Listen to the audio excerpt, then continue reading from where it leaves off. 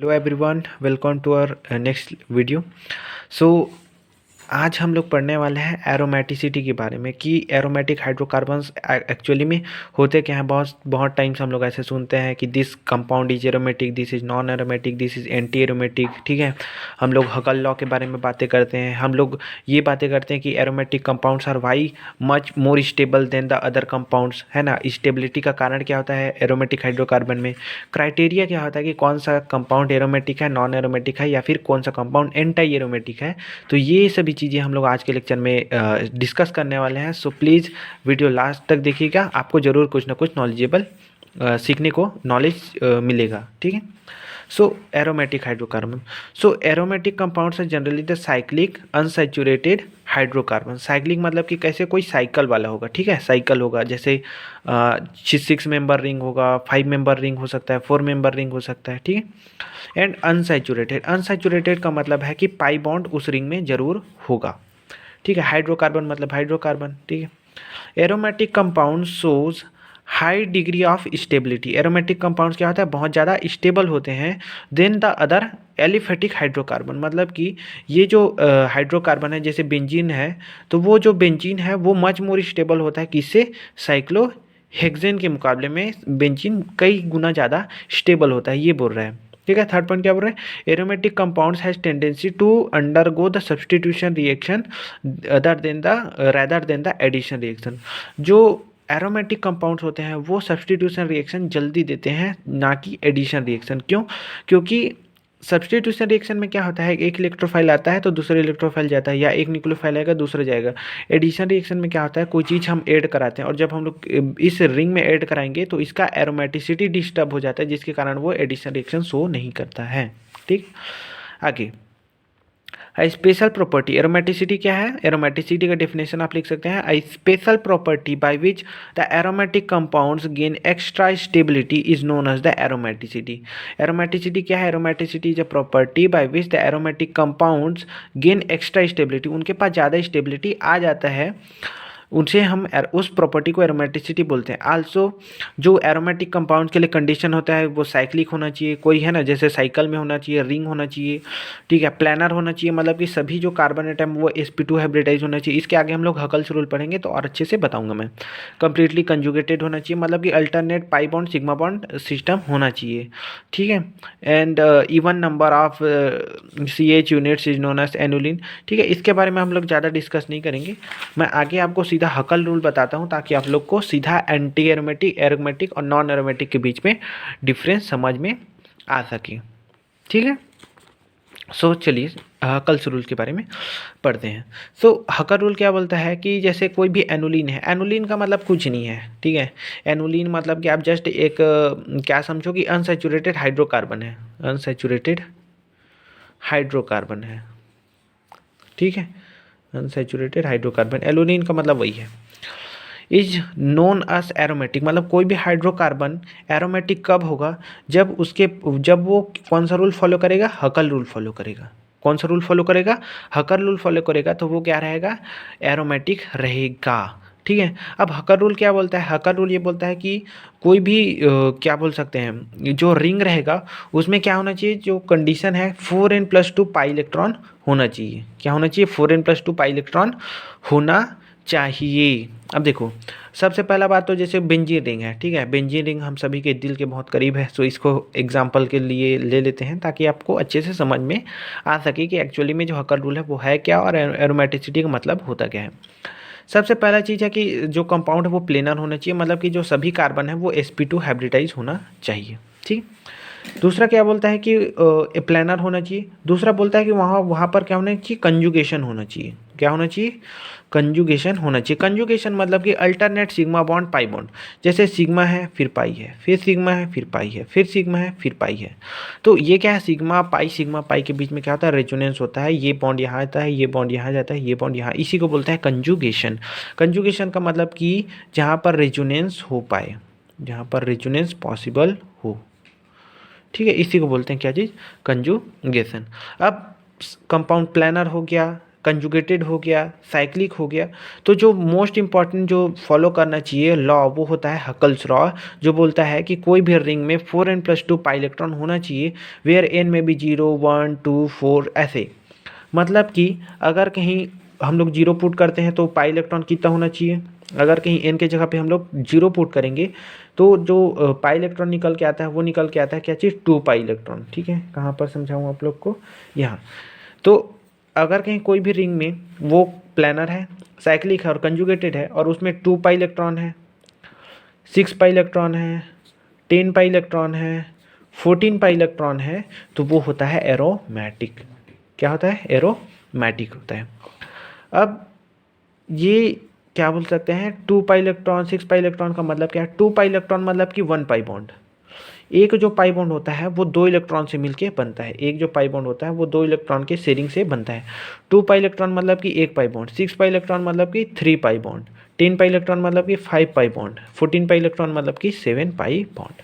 जैसे बेंजीन है, बेंजीन में कितने पाई बॉन्ड है, 6 पाई बॉन्ड, मतलब कि 3 पाई बॉन्ड है और 1 पाई बॉन्ड 2 इलेक्ट्रॉन से मिलकर बनता है, तो 3 2 जा 6, मतलब कि उसके पास 6 पाई इलेक्ट्रॉन है, वो प्लेनर है, कंजुगेटेड है, जिसकी वजह से वो क्या होता है, एरोमेटिक होता है।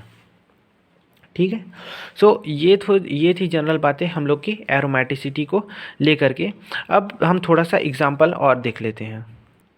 ठीक है, तो अब तक हम लोग ने रूल्स फॉर द एरोमेटिसिटी देख लिया कि वो साइक्लिक होना चाहिए, कंजुगेटेड होना चाहिए, प्लेनर होना चाहिए और वो हकल रोल को फॉलो करना चाहिए। हकल रोल क्या बोलता है कि उसके पास 4n+2 पाई इलेक्ट्रॉन होना चाहिए। ठीक है, मतलब कि 2 6 10 14 पाई इलेक्ट्रॉन होना चाहिए। ठीक है, तो अलग अलग एग्जांपल लेते हैं और उसको हम लोग डिस्कस करते हैं कि वो एरोमेटिक है कि नॉन एरोमेटिक है या एंटी एरोमेटिक है। सबसे पहले आता है बेंजीन रिंग। बेंजीन रिंग क्या है, साइक्लिक है, सभी का सभी कार्बन sp2 हाइब्रिडाइज मतलब प्लानर है और इसके पास क्या है, अपन हकल रूल फॉलो करता है नहीं करता हम लोग देख लेते हैं। फॉर एग्जांपल n की जगह पे 1 पुट करके देखते हैं तो आता है हम लोग का 4 × 1+2 that is equal to 6 pi electron. 6 pi electron मतलब कि 3 पाई बॉन्ड और बेंजीन रिंग के पास 1 2 3 पाई बॉन्ड है और 6 पाई इलेक्ट्रॉन है, तो ये हकल रूल भी फॉलो करता है, प्लानर है, कंजुगेटेड है, साइक्लिक है, तो ये क्या है, एरोमेटिक कंपाउंड है।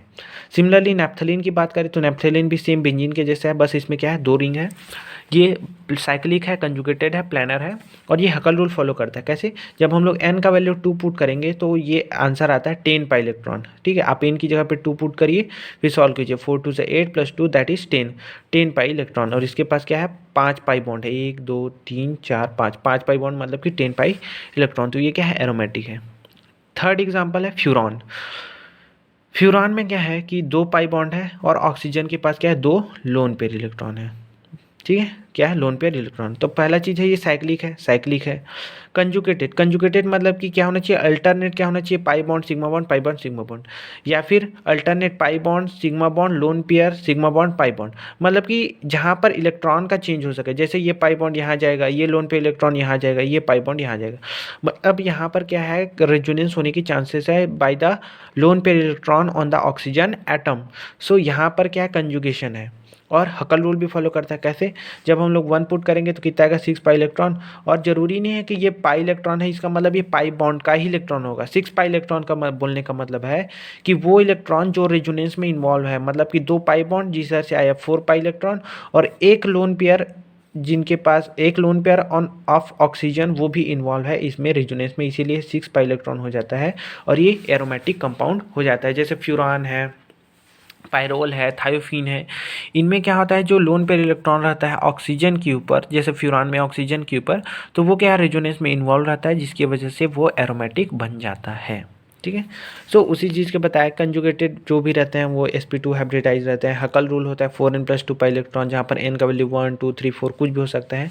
जो एरोमेटिक कंपाउंड होते हैं उनके लिए जो नंबर ऑफ पाई इलेक्ट्रॉन होता है वो होता है 2 पाई electron, 6 pi, 10 pi, 14 pi and 18 पाई, ऐसे पाई इलेक्ट्रॉन वाले सिस्टम एरोमेटिक होते हैं और वो साइक्लिक, प्लानर, कंजुगेटेड तो होना ही चाहिए, साथ में इतने इलेक्ट्रॉन उनके पास होना चाहिए। इसका मतलब है 14 पाई इलेक्ट्रॉन का मतलब है कि वहाँ पर क्या बोल सकते हैं, पाई इलेक्ट्रॉन का मतलब लोन पेयर इलेक्ट्रॉन जो रेजोनेंस में इन्वॉल्व होगा उसको भी हम लोग काउंट कर सकते हैं। जैसे एग्जांपल बेंजीन का मैंने बताया, 6 पाई इलेक्ट्रॉन होता है, साइक्लिक, कंजुगेटेड, प्लानर और 4n+2 पाई इलेक्ट्रॉन रूल को फॉलो करता है, हकल रूल को फॉलो करता है, तो ये एरोमेटिक है। सिमिलरली फ्यूरान का जो एक लोन पेयर है, दोनों नहीं एक लोन पेयर है, वो इस रेजोनेंस में इन्वॉल्व होता है, तो ये है प्लानर वैसे सिमिलरली, लेकिन अब देखो यहाँ पर अब इंट्रोड्यूस करते हैं हम लोग एंटी एरोमेटिक कंपाउंड। ठीक है, aromatic compounds are most stable, stability order लिख लो, aromatic compounds are most stable, then non aromatic compounds, और जो सबसे लीस्ट स्टेबल होता है वो होता है anti aromatic compound. Anti aromatic compound generally exist ही नहीं करते, क्योंकि वो जल्दी क्या हो जाता है, डिकम्पोज हो जाते हैं, ब्रेक डाउन हो जाते हैं। ठीक है, तो आगे हम लोग देखो एंटी एरोमेटिक को समझते हैं। एंटी एरोमेटिक कंपाउंड होने के लिए उसको साइक्लिक होना चाहिए, कंजुगेटेड होना चाहिए, प्लानर होना चाहिए। बस ये वो क्या करता है, हकल रूल फॉलो कर नहीं करता है, not follow हकल rule. हकल rule 4n+2 pi electron वाले रूल को फॉलो नहीं करता, जबकि एंटी एरोमेटिक कंपाउंड्स के पास होता है 4n pi electron. Aromatic compound के पास होता है 4n+2 pi electron, anti aromatic के लिए होता है 4n pi electron. 4n pi electron, जैसे n का वैल्यू 0 पुट करोगे तो 0 ही आ जाएगा। ठीक है, n का वैल्यू 1 पुट करोगे तो कितना आएगा, 4 पाई इलेक्ट्रॉन, 8 पाई इलेक्ट्रॉन, मतलब 4 के मल्टीपल में जीतते हैं, जैसे 12 पाई इलेक्ट्रॉन, 16 पाई इलेक्ट्रॉन।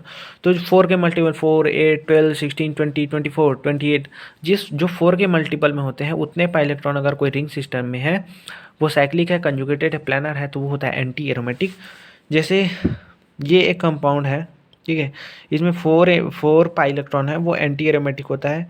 क्यों? क्योंकि वो साइक्लिक है, प्लानर है, कंजुगेटेड है, और उसके पास 4 पाई इलेक्ट्रॉन है।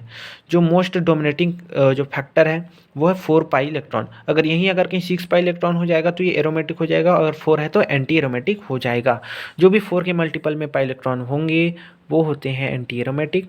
जो 2, 6, 10, 14 ये सब वाले होते हैं वो होते हैं एरोमेटिक। बाकी कंडीशन दोनों के लिए सेम है, साइक्लिक, प्लानर, कंजुगेटेड तीनों में, यानी कि एरोमेटिक और एंटी एरोमेटिक दोनों में मिलता है, बस अंतर रहता है पाई इलेक्ट्रॉन का। एरोमेटिक में 2, 6, 10, 14 ऐसे इलेक्ट्रॉन सिस्टम होते हैं, एंटी एरोमेटिक में 4, 8, 12, 16 ऐसे इलेक्ट्रॉन सिस्टम होते हैं। एक दो एग्जाम्पल और ले लेते हैं, फिर इस वीडियो को ख़त्म करते हैं। ठीक है, जैसे यहाँ पर हम लोग ने पैरोल का लिया। पैरोल में क्या होता है, नाइट्रोजन के ऊपर लोन पेयर, ये भी होता है साइक्लिक, कंजुगेटेड। कंजुगेटेड कैसे, पाई बॉन्ड है, नाइट्रोजन के ऊपर लोन पेयर, फिर सिग्मा बॉन्ड, फिर से पाई बॉन्ड। तो यहाँ पर जो क्या बोल सकते हैं, ये हकल रूल फॉलो करता है, 4n+2 पाई इलेक्ट्रॉन वाला रूल फॉलो करता है, क्योंकि जब n का वैल्यू 1 रखते हैं तो आता है 6 पाई इलेक्ट्रॉन, और इसके पास 4 पाई इलेक्ट्रॉन आता है इसके पाई बॉन्ड से, और 2 लोन पेयर इलेक्ट्रॉन जो रहते हैं वो कंजुगेशन में रहते हैं, जिसके कारण ये 6 पाई इलेक्ट्रॉन एज हम काउंट करते हैं, और ये एरोमेटिक होता है। लेकिन बात यहीं पर करते हैं अगर पिरिडीन का, तो पिरिडीन का स्ट्रक्चर कुछ ऐसा होता है। ठीक है, जैसे बेंजीन रिंग होता है, उसमें बेंजीन में एक कार्बन निकाल के नाइट्रोजन लगा देते हैं। इनमें जो नाइट्रोजन का ऊपर जो लोन पेयर होता है वो रेजोनेंस में इन्वॉल्व नहीं होता, जिसकी वजह से वो इसके एरोमेटिसिटी को डिस्टर्ब नहीं करता है, और वो एरोमेटिक ही रहता है। ठीक है, तो आपको वो देखना है, वो लोन पेयर इलेक्ट्रॉन काउंट करना है जो रेजोनेंस में इन्वॉल्व हो। जैसे थायोफिन है, थायोफिन का लोन पेयर इलेक्ट्रॉन रेजोनेंस में इन्वॉल्व होता है, इसीलिए उसको काउंट करेंगे, और ये 6 पाई इलेक्ट्रॉन होता है, और ये एरोमेटिक होता है। सो मिलते हैं नेक्स्ट लेक्चर में, जहाँ पर हम लोग इलेक्ट्रोफिलिक एरोमेटिक सब्स्टिट्यूशन पढ़ेंगे कि कैसे एरोमेटिक कंपाउंड, बेसिकली हम बेंजीन के ऊपर स्टडी करेंगे कि बेंजीन में कैसे इलेक्ट्रोफिलिक एरोमेटिक सब्स्टिट्यूशन होता है। Okay, thank you for watching, and if you like this video then please subscribe, क्योंकि आपके सब्सक्राइब करने से मेरा कुछ भला हो या ना हो, है ना, आने वाले समय में बहुत लोगों का भला ज़रूर होगा।